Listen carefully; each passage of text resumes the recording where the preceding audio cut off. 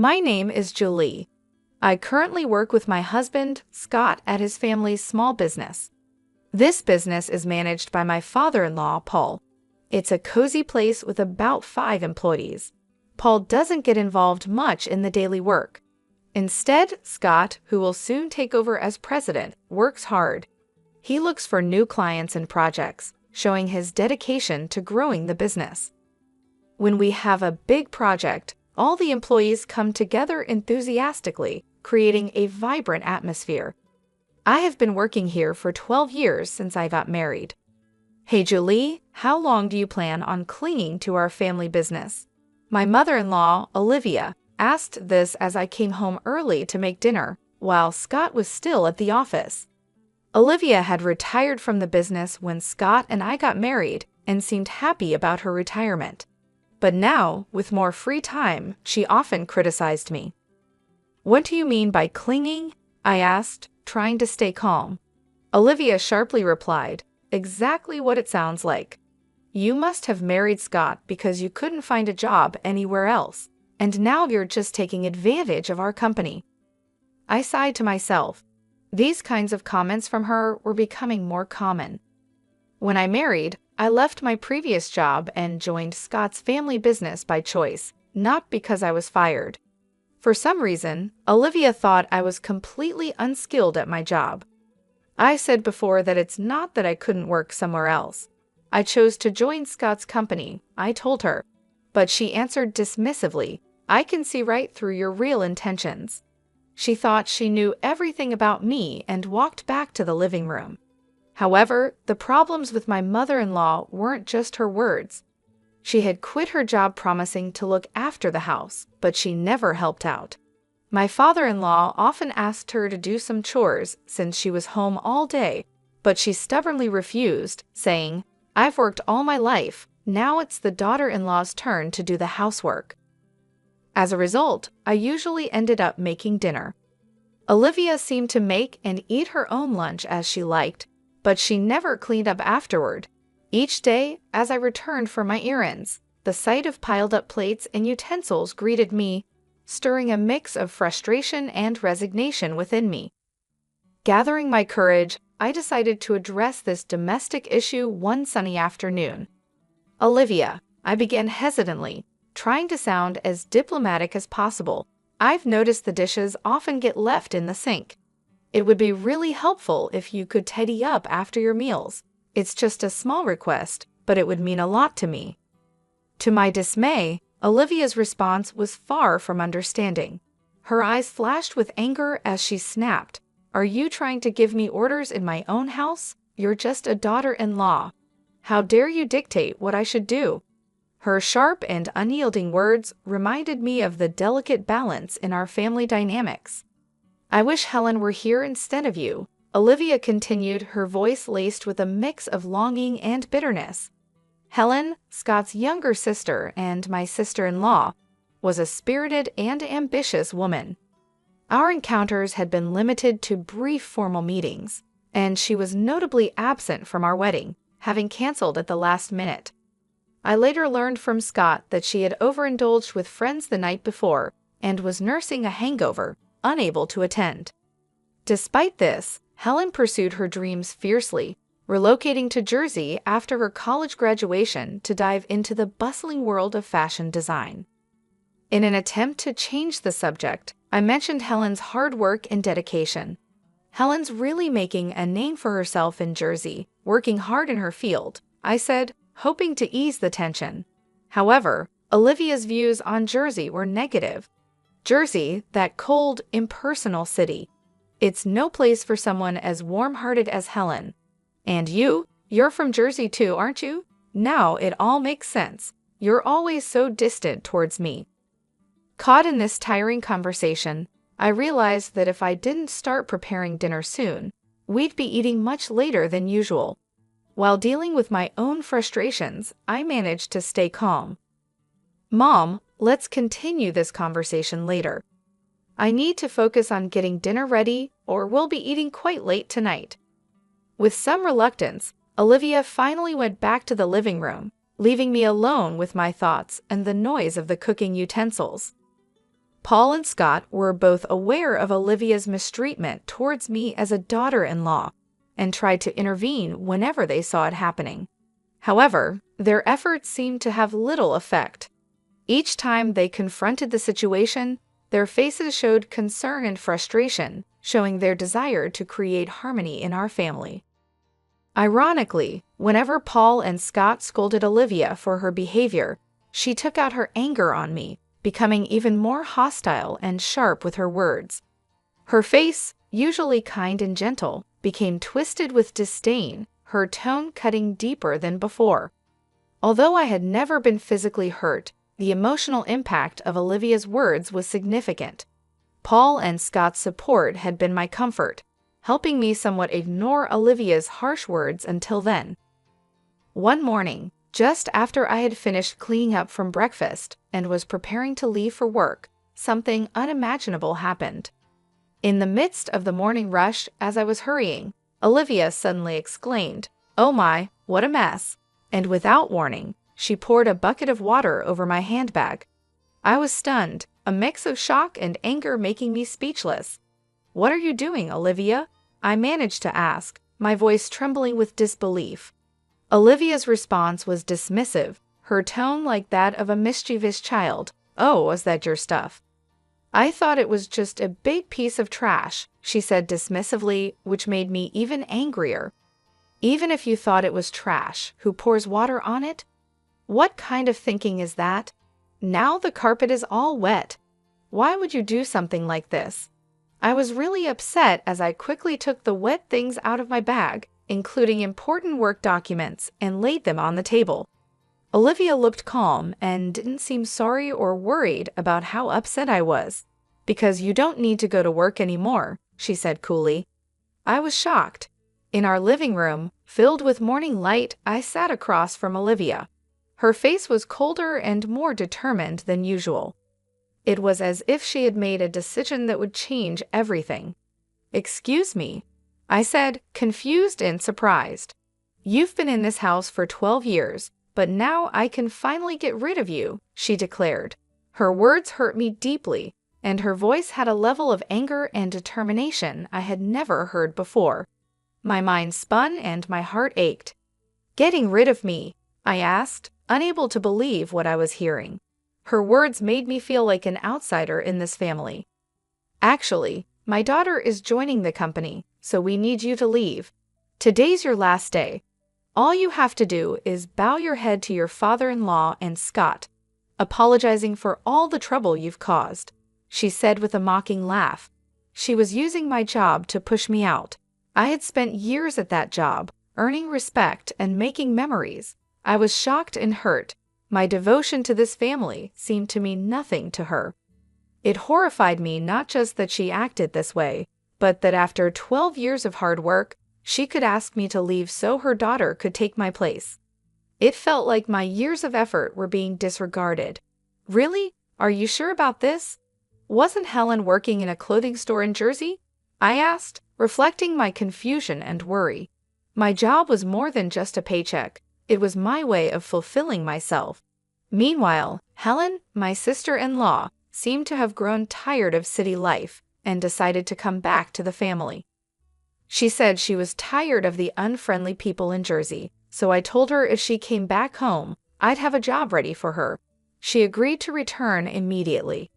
"Now that she's coming back, I want you out of this house," she told me.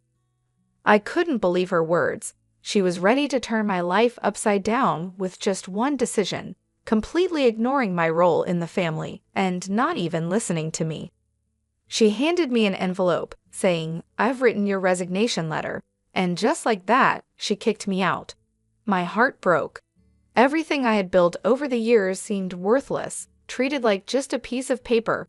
Her actions deeply hurt our family bond. I walked to the company, just a quick 5-minute walk from my house. As I walked under the cool morning sky, each step was heavy with the weight of what was happening. When I told my father-in-law, Paul, and my husband, Scott, about what my mother-in-law had said, they were shocked but stayed calm. They suggested that maybe it was time for me to resign to show her the reality of the situation. This idea upset me deeply. I had worked hard in our family business for years and barely knew what a long vacation was like, aside from short breaks during Thanksgiving and the holiday season. Encouraged by Scott and Paul's kind words, "Why don't you spread your wings for a change?" I decided to go on a little trip. As I packed, I thought a lot about my life, my choices, and what was ahead. Meanwhile, my sister-in-law Helen, who was supposed to replace me at the company, shockingly didn't show up until 3:00 p.m. Her lack of responsibility disappointed Scott and Paul, who had been managing without me. Helen seemed not interested in learning the work despite their efforts to teach her. Hearing this made me worry about the future of our company, even as I looked forward to my trip. Leaving without seeing my mother-in-law, I quickly started my journey.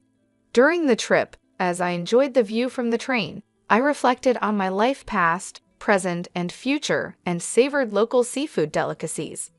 I thought deeply about myself, my family, and our business. But on the 5 days of my trip, the peace was broken when Helen called me crying. "What's going on?" I asked. "Mom said it was an easy job, just sitting in a chair, but Scott and Dad are acting like I can't do anything right," she said. Her words, likely influenced by my mother-in-law, surprised me even as I was enjoying my break. I decided it was time to address the situation. "So, Helen, how good are you with computers?" I asked her. Hesitantly, she replied, "Well, I usually watch videos online, and I play games too." This question was to see if Helen could adjust to a new job. Having worked in a clothing store in Jersey for a while, her computer skills seemed basic. "Do you know how to use Word or Excel?" I asked. Helen looked confused, showing she wasn't familiar with these tools in a professional setting.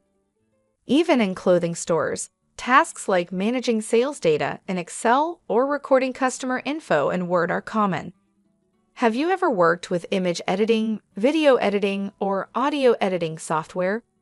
Do you have any experience with such tools? I asked. Helen, clearly puzzled, replied, "What's all that?"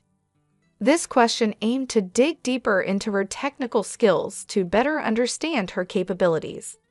Considering her background in the apparel industry, it's unlikely she never used a computer. Tasks like tracking sales, managing inventory, and inputting customer data would have required her to use Excel. When asked if she can handle calculations for sales or fill in documents, she confidently said, "I can do that." However, when I asked if she could also calculate tax, her confidence faded, and she answered uncertainly, This question tested her math skills and her ability to use them in a business context. While Helen might have other skills, it was clear she was insecure about the necessary skills for the job. Her discomfort seemed mainly due to her struggle with calculations, which could explain why she faced criticism from Paul and Scott. First and foremost, I needed to show my mother-in-law and those who tried to push me out that they were mistaken. "Since you're taking over my job," I began. I told Helen that she needed to handle the accounting tasks well and remember to be professional in her emails, because a casual tone that might be fine with friends doesn't work for business. She would also be in charge of scheduling the staff shifts. Even though our team is small, we carefully consider everyone's time off requests, so she shouldn't just think about what's convenient for her. As I listed these expectations, I could hear her sobbing on the other end of the phone. But I was told I wouldn't have to do anything. "Why are there so many tasks?" "I didn't come back home for this," she said, and then abruptly ended the call. Over the next 4 days, I decided to enjoy sightseeing in Jersey, the place Helen had left. My time there showed me that not everyone in Jersey is unfriendly actually. Finding someone as cold-hearted as my mother-in-law and Helen seemed rare. A week after I left my job, I returned to my in-laws' house. When I arrived, Olivia, looking very upset, confronted me angrily. How dare you make my daughter cry? You won't get away with this," she yelled, her eyes full of anger and misunderstanding. She tried to grab me, but Scott and Paul quickly stepped in to calm her down. though her anger didn't seem to lessen. Scott sighed deeply before saying, Helen is upset because she was scolded for trying to boss her employees around despite not being able to do the job right. It's not Julie's fault. Besides, Julie hasn't been here for a week, so she couldn't have upset Helen. Mom, you really need to stop these groundless accusations. But Olivia kept blaming me. It's because of her. This woman is the reason for Helen's trouble, she claimed, her voice emotional and filled with baseless suspicions. Where is Helen, by the way? I asked, looking around the living room, but Helen was nowhere to be seen. Her absence added more confusion to an already puzzling situation. While it didn't matter to me that Olivia was upset about Helen, I knew Helen didn't have many options since she had ended her lease at her apartment in Jersey.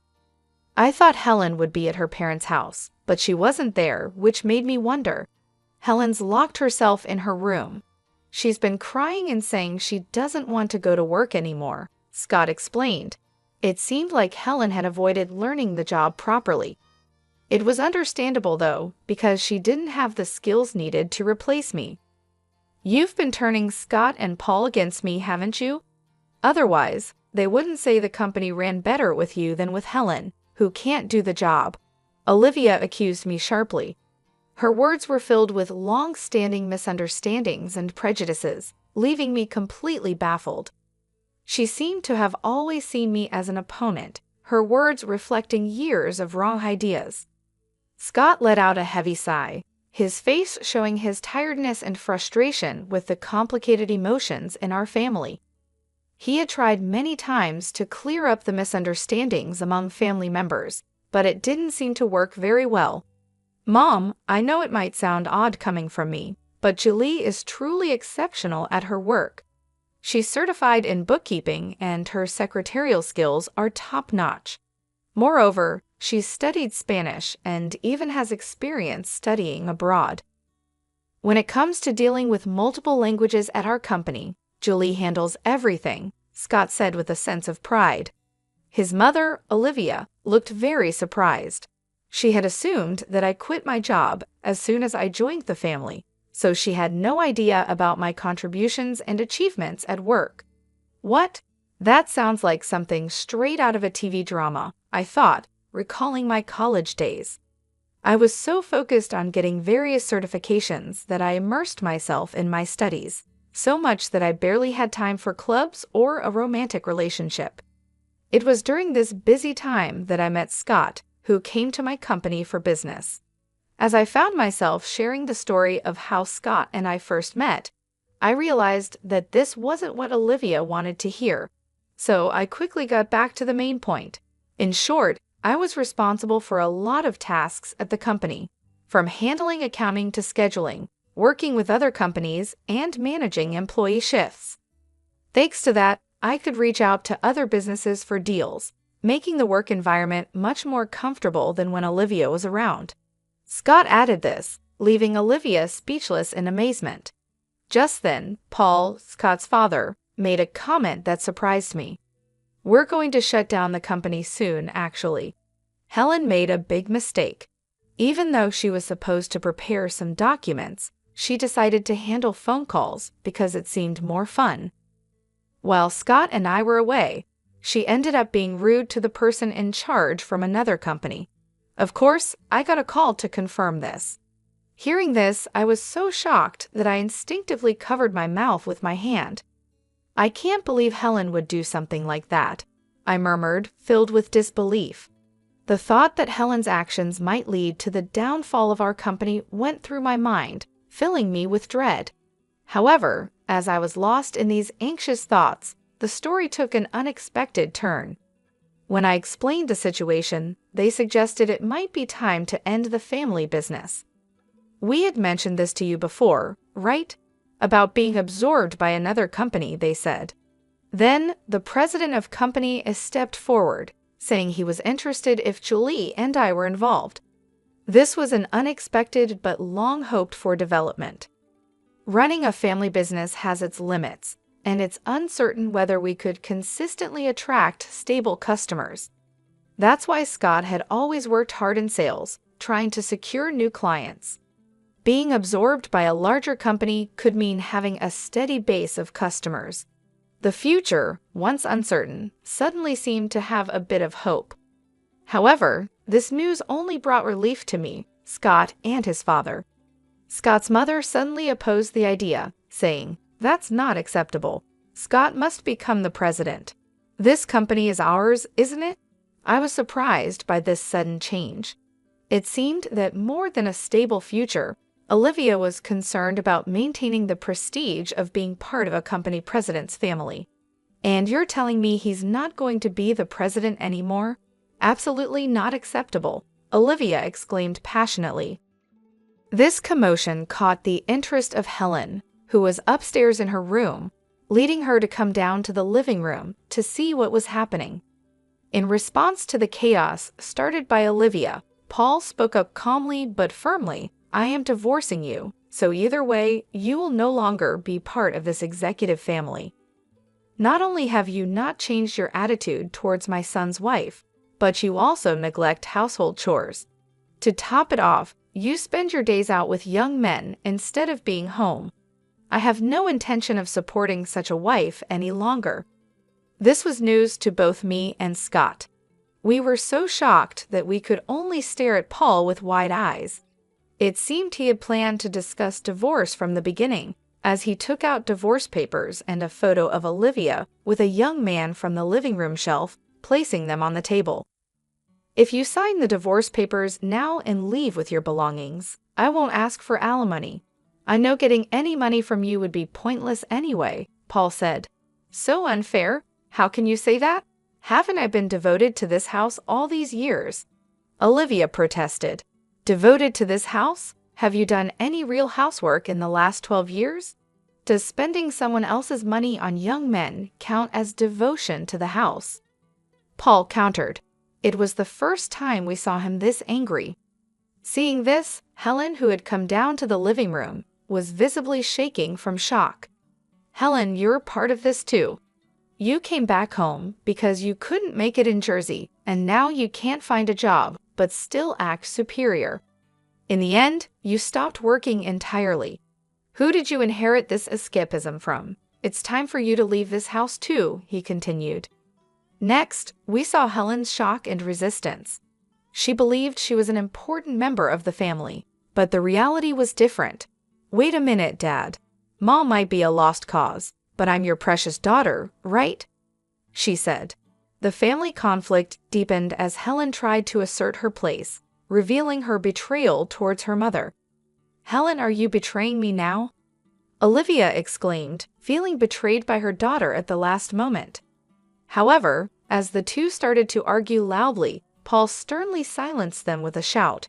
"If I just kick you out, it'll cause trouble for everyone, so I've asked an acquaintance to take you in. They'll be here soon to pick you up. Get your minimum belongings ready." Left with no choice, Olivia and Helen began packing their belongings. Then, an acquaintance of Paul arrived to take Olivia and Helen away. The person who came to pick them up was running a factory with dormitories, and it seemed they would be working there. Meanwhile, Scott, Paul, and I talked to the employees about the company being absorbed and prepared for the busy days ahead for our future. Finally, I found out I was pregnant. When I told the president of Company A, he was delighted and promised to send someone to replace me, which was a huge relief. Currently, Scott and Paul are working even harder for the sake of our upcoming child.